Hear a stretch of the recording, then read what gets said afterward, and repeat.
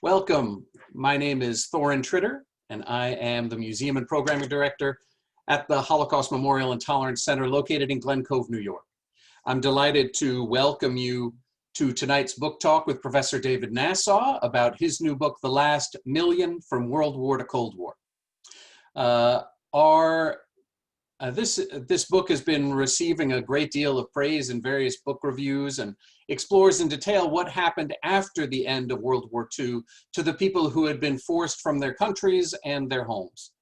Our museum has an entire gallery, as you may know, dedicated to the liberation of the concentration camps, the end of the war, and the displaced persons camps that housed many of the people that are at the heart of this book.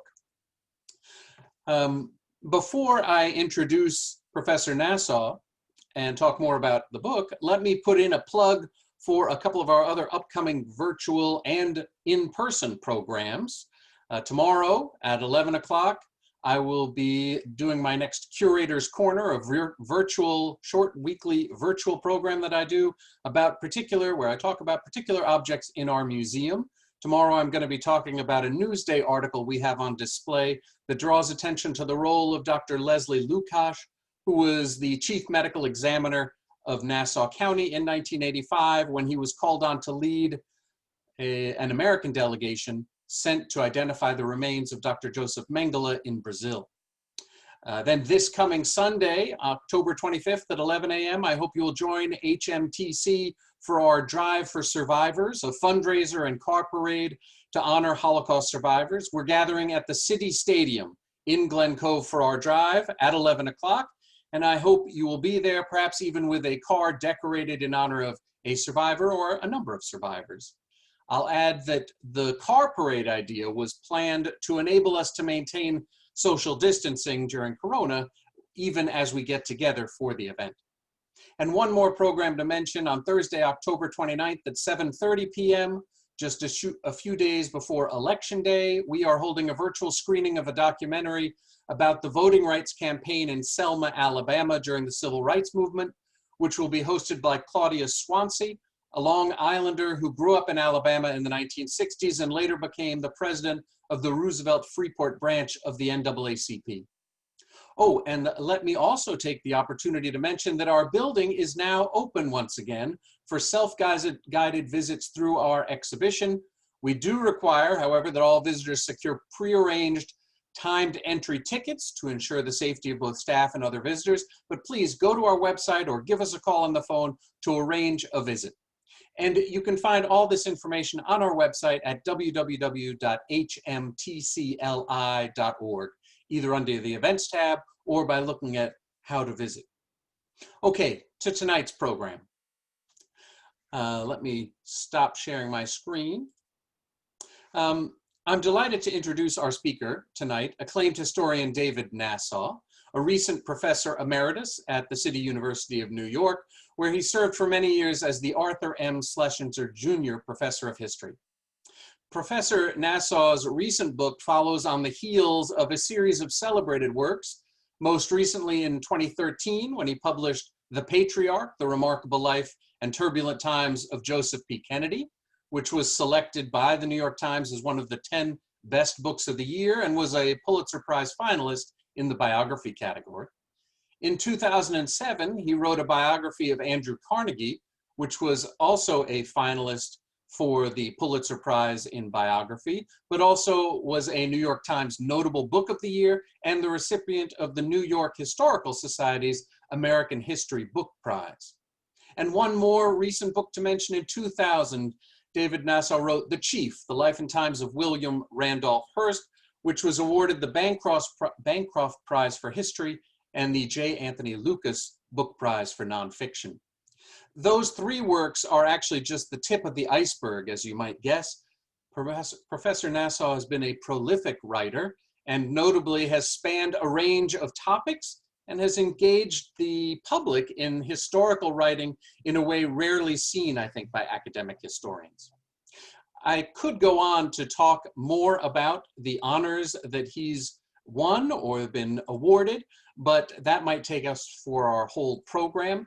And so I will stop there and say I'm delighted to welcome to our virtual stage Professor David Nasaw.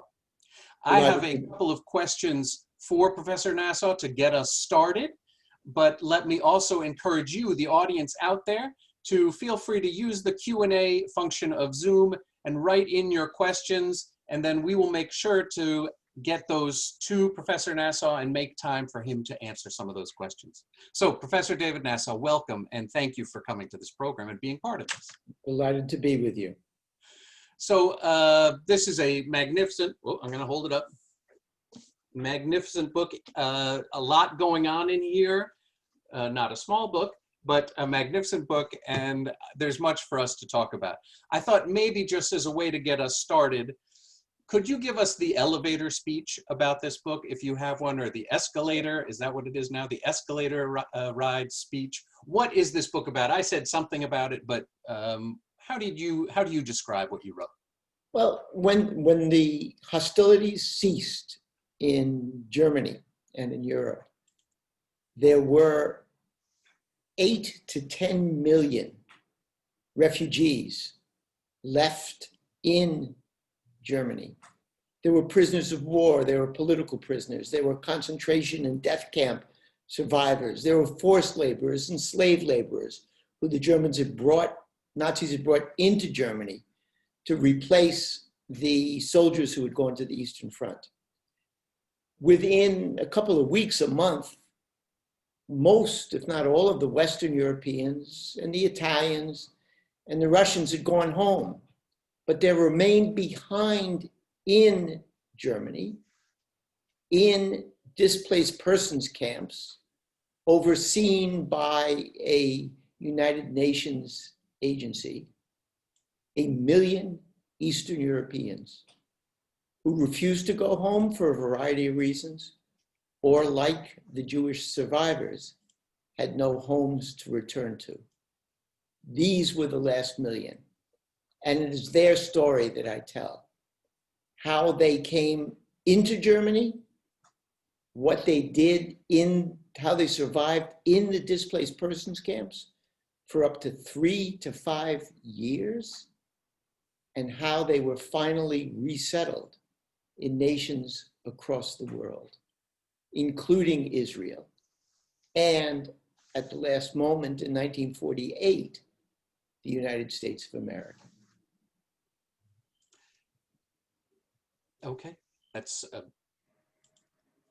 healthy way to get us started. I mentioned in my introduction to you that your 3 most recent books before this one were 3 biographies that I saw you describe as about your 3 moguls in one talk you gave. This book is neither a biography nor about any moguls. Indeed, arguably its focus is on the least powerful people in Europe in 1945. The people had no homes to go back to after the war. What made you tackle this topic? I think as a historian, I believe it's my responsibility to set the record straight and to give voice to the voiceless. Americans have come to believe, we see it in our motion pictures and on television, in our textbooks, that when the hostilities ceased, peace returned. The sun came out to shine, the sky was blue, the war was forgotten.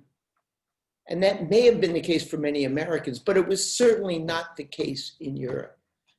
One of the motivating factors in my taking on this project was the understanding, and it came to me over 20, 30 years, that all the Holocaust survivors who I had met and their children, when they told their stories about settling and resettling in the United States, when they told their stories in oral histories and memoirs and books and in person, they talked about arriving in the United States in 1949 or 1950, 1951, 1952. And in the back of my mind, I asked, myself, I didn't ask them, I should have. what happened between 1945 liberation and 5 years later? Where were you? And in this book, I try to tell their story. You know, we as Americans want to believe that although American society didn't protect or help out or resettle the Eastern European Jews during the war, we've come to believe that somehow when the war was over, we opened our arms, we opened our country, we opened our hearts, and we welcomed the Holocaust survivors to this country. That was far from the truth, and I wanted to tell that story. I also wanted to tell the story, an alternate story about the foundation of Israel and why I believe President Truman recognized the state of Israel, because in 1948, he had to get 250,000 Jews out of the displaced persons camps in Germany. No nation on earth, including the United States, was willing to accept them. The only place for them was an independent Israel. And so President Truman, for a variety of reasons, but also for realpolitik reasons, supported the partition of Palestine in 1947, pressured the British, who held the mandate to Palestine, to allow the immigration of Jews, and then in 1948 recognized the independence of the state of Israel, so that the displaced persons who were stuck in Germany, the land of their murderers, could have a place to resettle and start life anew. Yeah, let's talk for a second about Israel, because that argument is I think clearly made in your book and powerfully made about Truman's support coming from a desire to, a recognition that America was not so eager to take those refugees, and so unless they were just going to stay forever on the American dime and on the dime of other allies, sitting in the middle of Germany, as you say, the nation of their murderers, then they needed another place, and Israel, this new nation in British Palestine, was kind of the only answer. But the British were not so eager to welcome the refugees out of Europe. Why was that? Can you just tell us a little about the British response? The British were absolutely unwilling to allow the Jewish Holocaust survivors, the displaced persons, to migrate, to resettle in Israel. And they did that because they believed that in the future, what was more important to the British than the safety, security, health, and well-being of the Jewish survivors was their relationship to the Arab states. Britain had lost its empire, had given up India, but it wanted to maintain a stronghold. It wanted to remain friendly with the Arab states in the late 40s going into the 50s for economic reasons, because that's where the oil was. And, the hell with the Jews. It's a terrible story, and it was not one I enjoyed telling. In 1945, Truman, who comes out well in my book, Truman went first to Winston Churchill, then when Winston Churchill was replaced, to Clement Attlee, the Prime Minister of Great Britain, and he said, please open your doors to the Jews. We're asking that you admit 100,000 Jewish refugees. And then Truman said, and he said it over a couple of times, he said, look, you don't have to worry anymore about the European Jews overwhelming the Middle East and Palestine, because 6 million have been murdered. We're not talking about millions of Jews anymore. We're talking about 100,000. And the British said, no, no. Eventually, the British could not afford to keep up their mandate over Palestine, in large part because the Jewish survivors had found other ways to smuggle themselves into Palestine on ships like the Exodus. And the British did not have the military presence to keep the Jews out and to keep peace in the Middle East. So they gave up their mandate to the United Nations, and they said to the United Nations, okay, you decide what you're going to do. The British response to the survivors and to the displaced persons was, I think, atrocious, was inhumane. At the same time that the British refused to take any Jews, they welcomed Latvians, Estonians, Lithuanians, Ukrainians, many of whom had collaborated with the Nazis, and large numbers of whom who had fought in the foreign legions of the Waffen-SS. And they were welcomed into Britain, which had a labor crisis, a labor shortage. And it said, we'll take the Latvians. We'll take the Poles, we'll take the Ukrainians. Everybody but the Jews. They were willing to take those displaced persons over the Jews because of, was it just anti-Semitism? Was there language, or, and I know anti-communism was kind of behind much of the policies, both in the United States and in England at the time. How did all these things fit together in those decisions? Yeah, it's a great question. And it's one that I spend a good deal of time trying to understand in my book.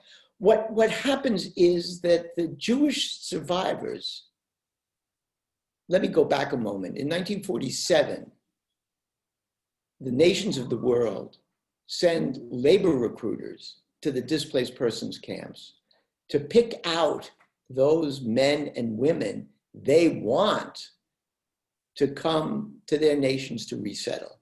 The Canadians, the Australians, the British, the Belgians, the Argentinians, the Brazilians, all send these contingents of recruiters into the displaced persons camps.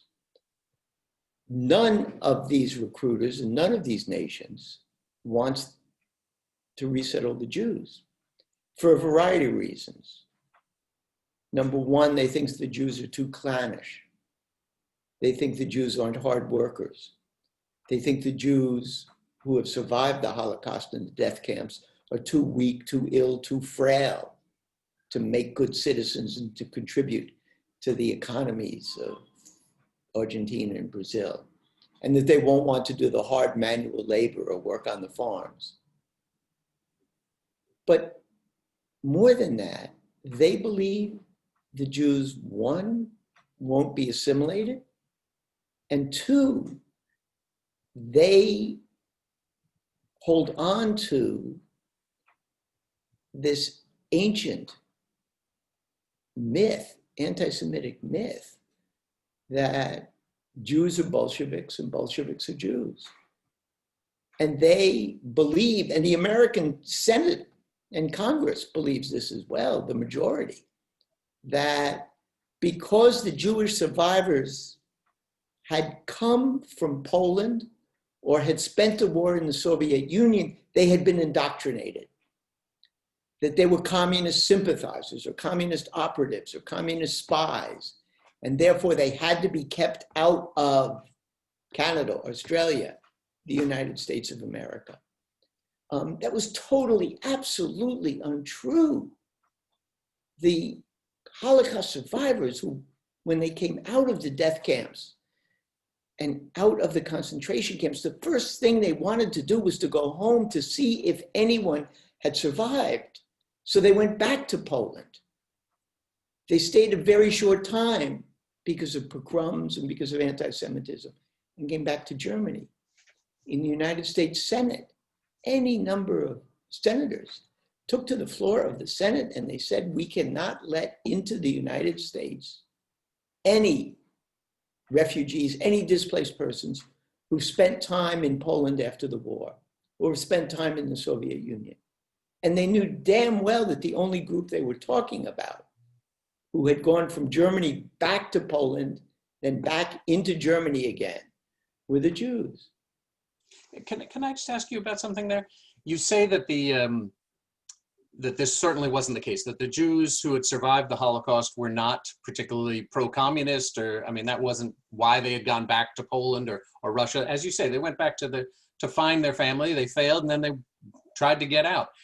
But did the senators and congressmen and politicians in other countries who were saying that these Jews were dangerous because they had spent time under Soviet rule, did they believe what they were saying? You're asking all the right questions and all the tough questions. I don't know. You know, I can't put them on the couch. All I can do is read their letters, read their testimony, read their speeches on the floor of the House and the floor of the Senate. And what they said over and over again is the security of the United States depends on bringing into the United States as many anti-communists, fervent anti-communists as we can find to fight a Cold War and maybe World War III, and keeping out all of those refugees who we can't count on to be militantly anti-communist and who might be pro-communist. Now, this is a new species of anti-Semitism.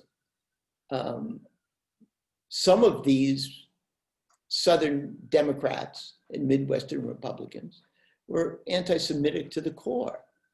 But in 1945 and 1946, after we had defeated Hitler, they weren't going to use the old anti-Semitic tropes about Jews being biologically unfit. Instead, they were going to say, let's keep out the Jews and let's keep out everybody who had gone home to Poland after the war because we can't trust them. It's a new form of anti-Semitism, which is inextricable from a new form of anti-communism. We've got to remember that, you know, when the war is over, my book is called From World War to Cold War, and there was very little space between World War and Cold War. And the American people and the returning veterans did not want to fight a Cold War. They wanted, many of them, to find some common ground, some peaceful settlement with the Soviets. There were many in Congress and in the Senate and in the State Department who thought that their task was to prepare the Americans, to wring out of them any trace of isolationism, to get them ready for a Cold War. And in order to do that, they accepted into this country Nazi sympathizers who now proclaimed that they were violently anti-Soviet, and kept out those who they couldn't trust to be anti-communist, including the Jews. Let me ask you about that group in particular, the former Nazi collaborators or even former Nazis. And I wanted to ask you, you know, I think most people, when they think about the DP camps in Europe after World War II, they think about the Jewish DP camps. And they think about the residents of those DP camps being Jewish survivors of the Holocaust, or people who had been in hiding and managed to come out finally after 1945 and made their way into these DP camps. But you point out that the last million is only about a quarter, even less than a quarter of them are Jews. Yeah. 3/4 of them are non-Jews. And those, as you say, included a range of groups, but among them, certainly some former Nazis and former Nazi collaborators. Can you just talk to us a little about why do we have this misconception that, or maybe you would say, Thorin, no, you're absolutely wrong. Most people, when they think about DP, displaced persons, they do think about this larger population, but why do I then think about the Jews and not these other groups? And how did they all fit into these DP camps that were designed for the displaced persons? Why weren't they able to go home? There are three groups of displaced persons. The first are the Jewish survivors. And how do they end up in Germany? Because when the Nazis understand that they're losing the war, they attempt to destroy all evidence of the death camps in Poland and close them down, burn the corpses, and transfer by death march the survivors from Auschwitz, from Birkenau, into Germany to work them to death in the underground factories and munitions and armaments plants that Hitler thinks is going to win the war. So that's one group. Second group, and the largest group of the displaced persons, are the Poles. Young Polish and Ukrainian workers had been brought into Germany to replace the millions of young men and older men who had been conscripted or had enlisted and were fighting the war. Someone had to bring in the harvest. Someone had to work in the factories. Someone had to run the railroads. And these were forced enslaved laborers who were, many of whom were virtually kidnapped from Poland and brought into Germany. When the war was over, large numbers of them were afraid to go home. They had been in Germany for 4 to 5 years, learned the language, and were frightened of returning to their country, which had been devastated by war and was now under the domination of the Soviet Union. A lot of them eventually did return, but it took them a while to be convinced that it was safe to do so. The third group, just they feared that they would be labeled by the Soviets as somehow collaborators with the Nazis for having worked there. Is that right? yeah, I think that's part of it. But they also feared that they had been told over and over and over again, don't go home to the Soviet Union. Don't go home to Poland, because by going home to Poland, you are accepting Soviet rule. Stay in the camps and let's begin a resistance movement that will one day recapture Poland from the Soviets. And large numbers of them they were peasants, they were young people. They didn't know what to do. They were confused, and they stayed in the camps. Many of them believed that it would be better to establish a little Poland in Chicago or Buenos Aires or Montreal than to go back to a Soviet-dominated Poland. And the third group of displaced persons are the Estonians, the Latvians, the Lithuanians, and some Ukrainians who flee their homelands at the end of the war because they have collaborated in large or small ways with the Nazis. And they know that once the Red Army comes back, they're going to the Gulag, they're going into jail, they may be executed for their crimes against, or for their collaboration with the Nazis. Now, some of these people who end up in the displaced persons camps in 1944 and 1945 were innocent of any crimes, war crimes. You know, they had worked in the post office under German supervision. Others had participated in rounding up the Jews and leading them to their slaughter. And thousands had fought alongside the Wehrmacht in Waffen-SS units. And they knew for sure that if they returned, they would be punished for their war crimes. So they stripped off their uniforms, they destroyed all forms of identification, they made up new biographies of themselves, they slipped into the displaced persons camps, and they remained there until it was time to go to Great Britain, to Brazil, to Canada, to Australia, and to the United States. And but the big question, of course, is why did we let them in? Why did the Allies let these folks from the Baltic nations who had worked with the Nazis, why let them into the camps? we let them in because we weren't paying attention. I mean, Europe and Germany was in total disarray. And the only way to identify these people would have been to enlist the Jewish survivors or to enlist the Soviets, who knew, because they had taken over the records when they went into Poland and Latvia and Lithuania, they knew who the collaborators were. But the Americans and the British didn't want to do that. They just thought, we'll let everybody in and they'll sort themselves out.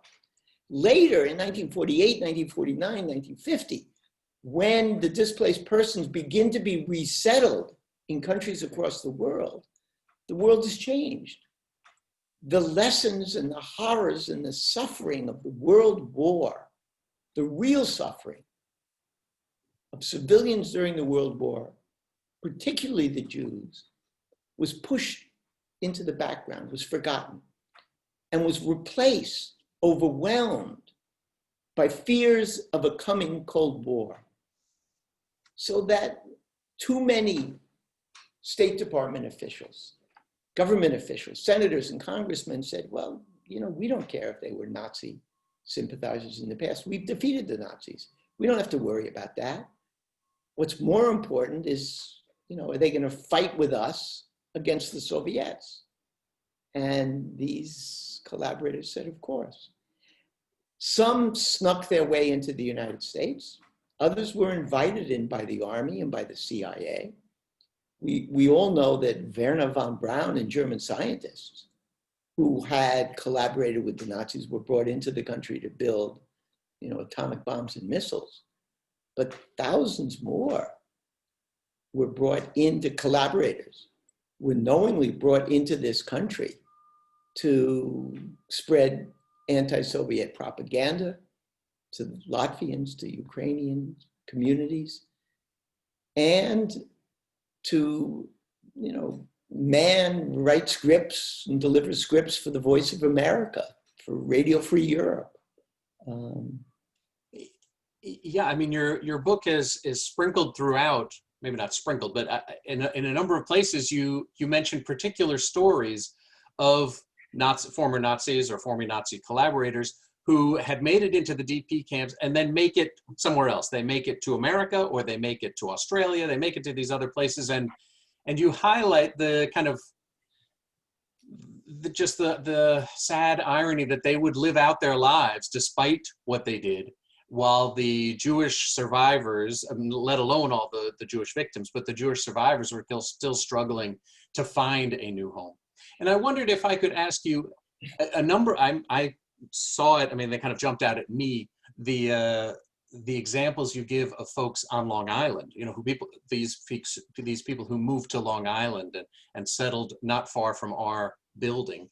And I wondered if I could just ask you if there's one that caught your eye in particular, or one that captures that story of how some collaborator would become a resident of America and what happened to them. Is there one person you could talk about? Well, let me talk about the larger group, because they all follow the same pattern. They come into the United States.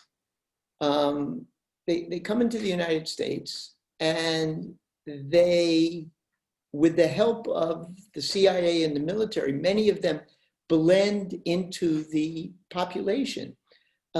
John Demjanjuk in Cleveland, he's not Ivan the Terrible, but he's a camp guard who participates in the slaughter of Jews.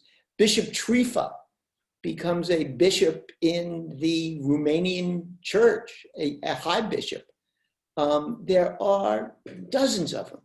And it is not until the middle 70s when Congresswoman Liz Holtzman and a number of New York Times and other reporters are given information from moles within the INS that the INS has lists of suspected war criminals and collaborators who are in this country and who came as displaced persons.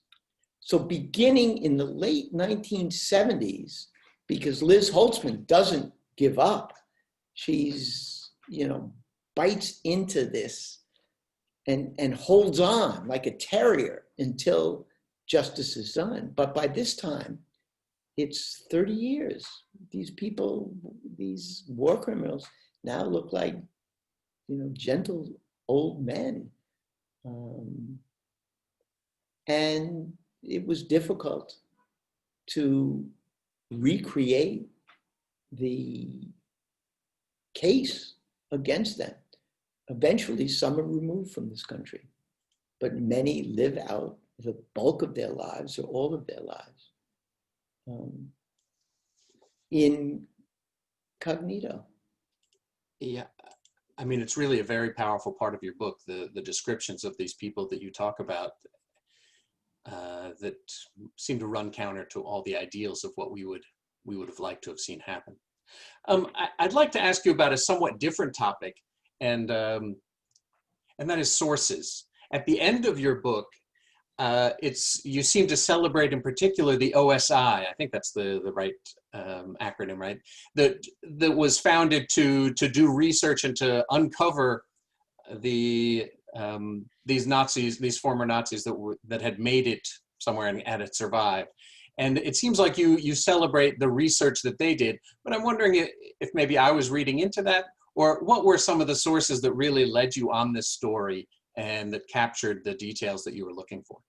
There are any number of, what happens is Liz Holtzman and a number of courageous congressmen and congresswomen demand that the Justice Department look into the situation.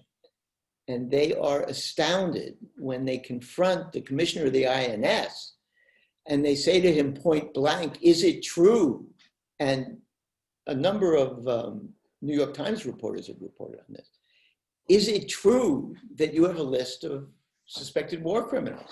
And they expected the INS commissioner to say, "No, of course not." But he said, "Yes, we have that list." And eventually, a special division, the Office of Special Investigations, is set up within the Justice Department and charged with investigating and going after these war criminals. Now, these people had hid in plain sight. There were any number of Nazi hunters, including Simon Wiesenthal, and a lot of Holocaust survivors who knew that within their communities, there lived these war criminals. But until the late 70s, the early 80s, nobody was paying attention.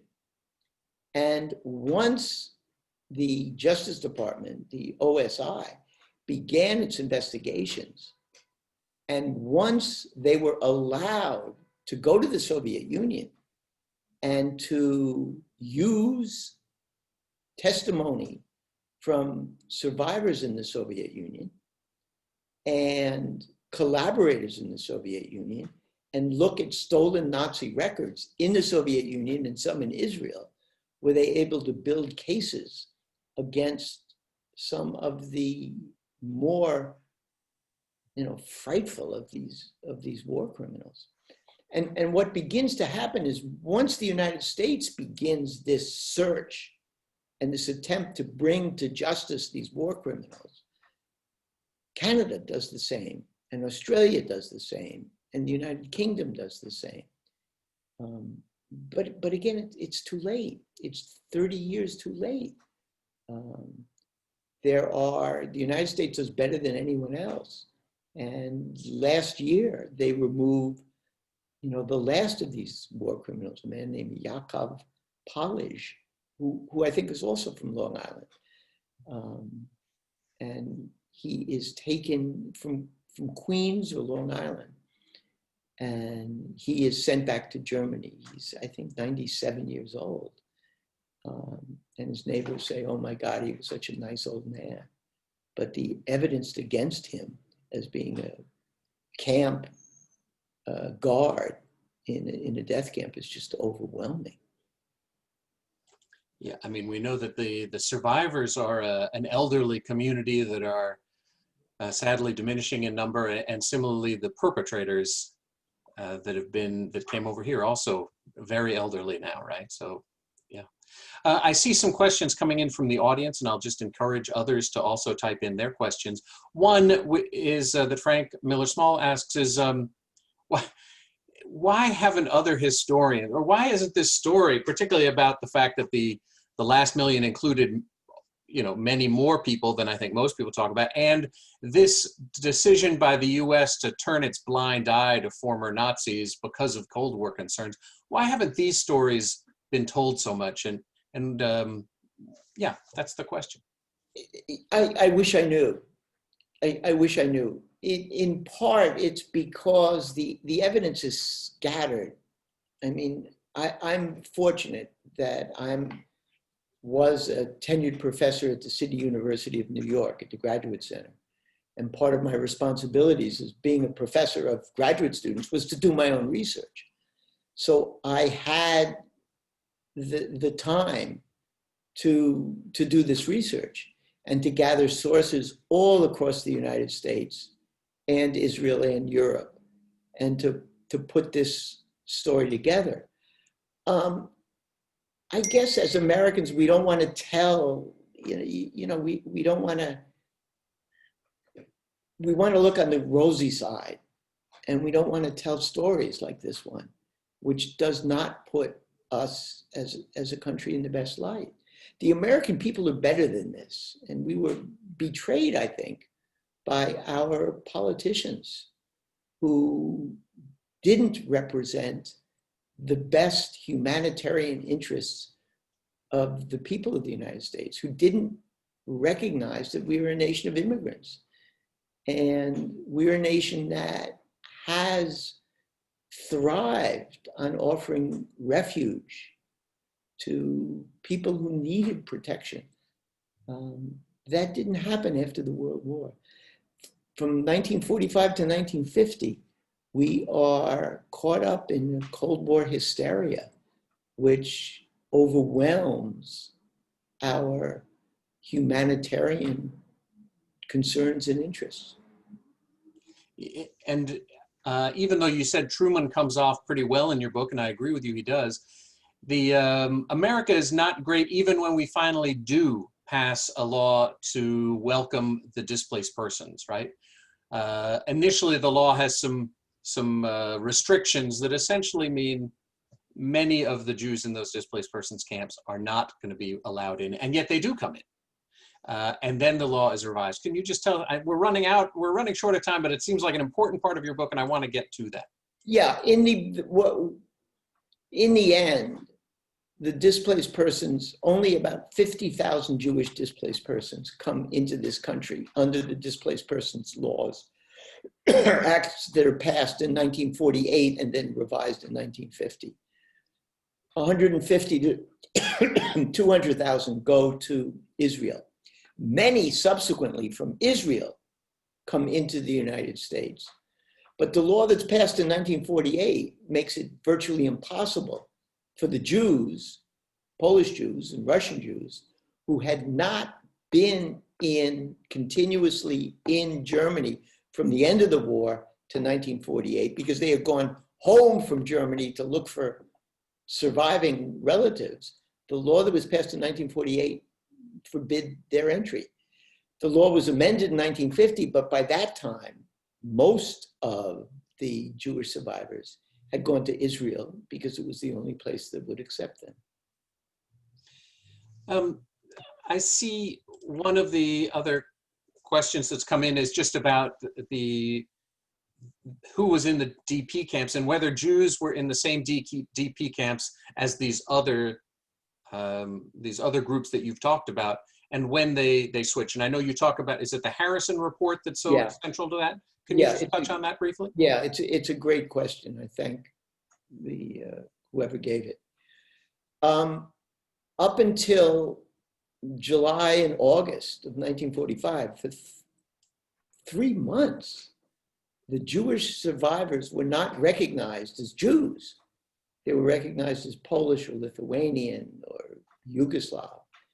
And the American army put the Jewish survivors who were Polish with non-Jewish Poles, the Jewish survivors who were Lithuanian with non-Jewish Lithuanians. And what that meant was many of the survivors found themselves in the same displaced persons camps as the guards who had watched over them in the ghettos or in the concentration and death camps, or with the families of those who had watched them get slaughtered in their hometowns. It was only in July of 1945, the war had been over since May, that President Truman sent Dean Earl Harrison, University of Pennsylvania, who was not a Jew, who was and who was not a Zionist, to the camps. And he reported back that the Americans are treating the Jewish displaced persons camps as badly as the Germans, except we don't exterminate them. We had put them in camps. We had not protected them from their anti-Semitic enemies. We were not giving them appropriate food. They needed extra rations. They needed special help. They needed Yiddish speakers to counsel them. And Truman directed Eisenhower, and Eisenhower accepted the assignment to give special attention to the Jewish survivors and to put them in their own camps. So from the summer of 1945 on, the Jews had their own camps, and Eisenhower made sure that the Jews ran those camps, put up the guards, decided on the food, allocated rooms, that they became self-governing entities. And that's because of Truman and Eisenhower. Both of them come off well in this book. Yeah, I mean, it's an amazing story of the self-governance and power, and yet with the creation of the State of Israel and the final moving of many of that last million, the Jewish part of that last million, out of these camps, the camps get emptied of the active and the leadership, right? And it becomes a more difficult place to live for those who are left there even after the State of Israel is created. Is that right? Yes, yeah, that's absolutely right. The young Israel is a nation at war. And those who had survived World War II many of them did not want to go to another nation where their lives would be threatened and the lives of their families, and they would have to endure the hardships of war. So the young and the valiant and those who wanted to be soldiers went to Israel in the beginning. And they left behind the old, the infirm, those with tuberculosis and typhus.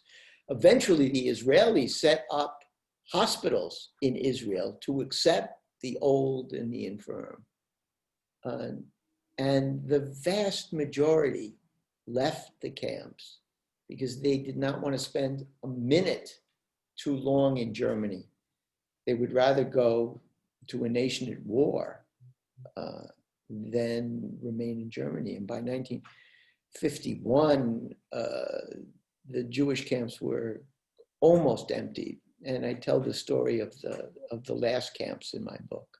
The last camps are not empty to the Jews till the middle 1950s. There's also an interesting part of your book that I don't think we're going to have time to talk about, which is but you do talk about the creation of refugees in Israel that comes with the creation of the State of Israel, and that the fact that the UN agencies that are involved in running the DP camps in Europe start looking after, or their descendant institutions start looking after the refugees in Israel. But I do want to get to one of the other questions here, which is, I think, a difficult one, which is about anti-Semitism really today. And if there are parts of what you found in your research that make you think differently about anti-Semitism in government today, anti-Semitism that may be in government today, or anti-Semitism in other countries, and whether you see more of a through line or more of a change. I see an enormous change, but I also see remnants of anti-Semitism, which remain. In 1948, a researcher for the American Jewish Committee said that we've got to look at anti-Semitism changes its forms, changes its color, changes its languages. I find it absolutely frightening that the American-bred militias, the extreme right-wing militias that are taking up arms against the Black Lives Matter protesters, that the Ku Klux Klan, that they continue to spout anti-Semitic language, and that not enough is done to call out this anti-Semitism, especially when it ranges on the violent. What happened in Pittsburgh is, unforgivable, and more has to be done to make sure that that never happens again. One more question to finish us off, and that is about the response you've had to your book from both Jewish and non-Jewish groups. What are you getting as you hear people read your book and reach out to you? I'm getting these wonderful letters from the children of Holocaust survivors, and they say in those letters, I did not understand much of what my parents had been through. I didn't understand why we didn't come to this country until 1949. I didn't understand why I was born in Germany. I didn't understand why my parents never told me that I had been born in the Soviet Union, because they were afraid of, that they wouldn't be led into this country if the American immigration officials knew that they had spent a war in the Soviet Union. I'm getting these wonderful letters from people who want to tell the stories of their parents and are using my book as a springboard to do that history. I'm also getting letters from Latvians and Ukrainians who accuse me of being anti-Latvian and anti-Ukrainian and anti-Estonian, because they claim incorrectly that I say all Latvian and Ukrainian displaced persons were war criminals. I absolutely do not say that. Nonetheless, it is true that there were Eastern European displaced persons, especially from the Baltic nations, who had been war criminals and who had been collaborators. And I can't tell the story without telling their story as well. Well, I'm very grateful for you taking the time to share your thoughts with us, and I hope that some of the audience will go out and find your book if they haven't already. We're going to be sending out a link to where people can get it.